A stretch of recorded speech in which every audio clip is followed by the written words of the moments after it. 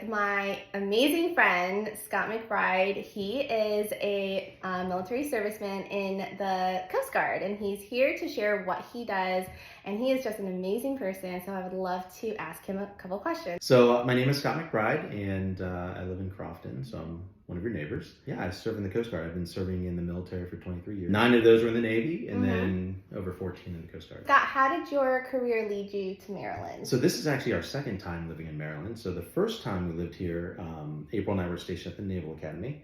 She worked in the admissions office, and I taught strategy and tactics there, and that was from 2003 to 2005.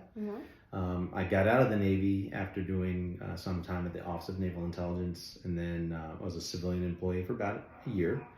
But I missed wearing the uniform, so I ended up going to the recruiting office and getting a commission in the Coast Guard. We lived in Virginia for most of the career, Hampton Roads area, and then I did go to graduate school at UNC Chapel Hill. So we lived in Cary, North Carolina for a little bit, and then we moved here in 2017 to Crofton and have loved it. It's been wonderful living here, and it's nice to kind of establish roots for the family and not have to move again. So that's exciting. So you said that you served both in the Navy and in the Coast Guard. So how did you come about that shift? Like, how did that happen? Yeah, so April and I both graduated from the Naval Academy in 1998. I served aboard 2 ships, taught at the Academy, went Naval Intelligence, Navy, Marine Corps. A lot of the military services require a lot of deployment time, and April and I were spending a lot of time. At one point, she was in Italy and I was in the Eastern Pacific. We had about 16 months apart, 2 8-month stretches, which is really tough. And then when I was doing shift work at O&I, it was, I didn't see her. So I was like, I don't think we can continue to do this. So I got out, but I missed wearing the uniform. I kind of equated to, I felt like I was just Clark Kent when I was not wearing the uniform, but when I put the uniform on, I felt like Superman. So that's why I joined the Coast Guard and have enjoyed it. So tell us about what you do in the Coast Guard. You're the public affairs officer? So yes, I'm a public affairs officer in the Coast Guard. So what does that mean? I'm a storyteller, and we give messages to the public. We kind of tell our story to the American public, and hopefully get support from them to support the Coast Guard. And I really enjoy it because I get to help share the story of the brave men and women of the service that do amazing things. So I get a lot of joy and satisfaction from that. Coast Guard, we're a 24/7 service. We're operational all the time. So there's instant gratification because when we're doing things, you instantly see the results of your actions. So you're also an author of some children's books. So tell us about that. Yeah, so I like to say that I'm an accidental author. So I was going to graduate school at UNC Chapel Hill, and I was talking about potential thesis ideas, and my professor said, Scott, have you ever thought about writing a children's book? And I kind of looked at him funny, like, are you crazy? Like, what made you think of that? And he said, I think you could tell good stories, good positive messages in these stories. So I was like, okay, I've got a son named Connor. I'm in the Coast Guard. I kind of like the alliteration of Thomas the Tank Engine, so I'm going to call this thing Connor the Cutter. The other thing too is a lot of times Coast Guard families were kind of forgotten about, and whenever I've learned in the service that whenever Coast Guard families, there's a Lego set or apparel, they like latch onto it. So I'm like, well, maybe I can do a story for Coast Guard families. So fast forward a couple years, I had this burning desire to want to do it, and I wasn't sure how to get it started. And I was in church one day, and I heard a voice say, the bald guy on stage is going to help you write this children's book. And I was like, that's really weird, because I don't know who that bald guy is. His name was Rod, and he was in the Navy, and that's about all I knew about him.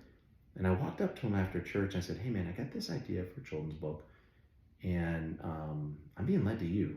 And he was like, really? What's it called? And I was like, Connor the Cutter. I have a son named Connor. I'm in the Coast Guard. And he's like, dude, I have a son named Connor. And here's the crazy part. I prayed last week that I could use my gifts for good, and you walked up to me today. Wow. So that's how it started. And so how many books do you have? So we've done 3 books in the series, and we're getting ready to launch our 4th book in literally like 2 weeks. I'm so excited for that. Yeah, we're really excited. This book is, it's been a long time coming. I know a lot of Coast Guard families are excited about it. And so, and a lot of friends who are not Coast Guard are excited about it. So if you haven't read the books, they're amazing children. Tell us about one of the craziest experiences that you have dealt with in the Coast Guard? I've experienced a lot in 14 years, but I think one of the craziest was Hurricane Harvey. That was a Category 4 hurricane in 2017 that hit Houston. It actually made 3 separate landfalls. It kind of stuck. Yeah, I remember that. And Houston doesn't have a lot of good areas for water to kind of outlet. But I think they got like 54 inches of rain. There was nowhere for the water to go. So it flooded. Typically, we save about 5,500 lives in a year. We saved over 11,000 in 9 days. That's amazing. So that just shows you how devastating that hurricane was. I don't encourage anyone to live through a hurricane because it's not fun. I know that the Coast Guard, you have been able to meet some pretty amazing people in your career. Who are some of the most amazing people that you've met? Wow, I've met a lot of people, actually, not just in my career. So when I was a little kid, I met President Reagan's chief of staff. My friend's father worked for President Reagan on the National Security Council. So I was in the Oval Office shaking the hands of his brain trust. Oh my goodness. And then I saw President Reagan walk out in the Rose Garden and wave at everybody. Oh, wow. I've met 2 presidents, shaken the hands of 2 presidents. I've heard 4 presidents speak. I've met Michael Bublé, which is pretty cool. And recently, as of like 2 weeks ago, yeah, I heard. I had dinner with the producer for Iron Man 3, Looper, and Point Break. I got to meet the CEO of Whataburger. I got to meet the CEO of the Iditarod. I met a music producer that knew Whitney Houston and knows David Hoster. So I've met a lot of cool people, which is really interesting that my paths keep crossing. Yeah. Had to meet Admiral Kirby, who's the chief spokesperson for the White House. So pretty cool. I can't narrow it down who my favorite is, but they're all interesting. What would you like the public to know about the Coast Guard? Coasties love to serve. We're part of your community. We're one of the smallest services, but we're the longest or oldest continual seagoing service. Sorry, Navy. I can say that because I was in the Navy. We have the coolest founding father, Alexander Hamilton, Tony Award-winning musical. But yeah, I think the Coast Guard, we're a humanitarian service. We like to save people and rescue people. But we get down to business too. We'll kick doors down if we need to and stop narco subs if we need to. But for the most part, we're a humanitarian service, and like I like to say, we're America's first responder. So.